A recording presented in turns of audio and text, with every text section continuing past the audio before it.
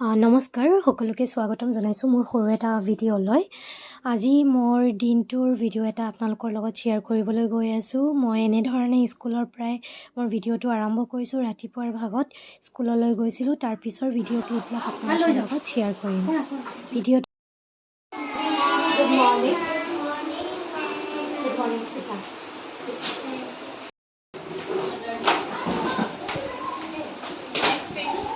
এনেকুৱা ধৰণে আমাৰ স্কুলৰ ক্লাছেছবোৰ ষ্টাৰ্ট হয় আৰু এনেকুৱা ধৰণেই আমাৰ স্কুলত কেয়াৰিঙো কৰা হয় ল'ৰা ছোৱালীসকলৰ লগত টিচাৰ্ছসকলে।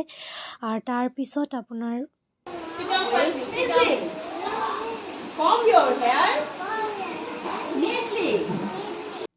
স্কুল শেষ হোৱাৰ পিছত এইবোৰ ছুটিৰ টাইম আছিলে। স্কুল শেষ হোৱাৰ পিছত মই ঘৰলৈ গুচি যাওঁ, কাৰণ মোৰ ছোৱালীজনীক মই জানিব পাৰোঁ যে মই ঘৰলৈ অহাৰ পিছত চাওঁ যে তাই অলপ অসুস্থ হৈ আছে, গাটো গৰম আৰু বহুবাৰ তাই বমিও কৰিছে। আজি গাটো খুব এটা ভাল নহয় তাইৰ।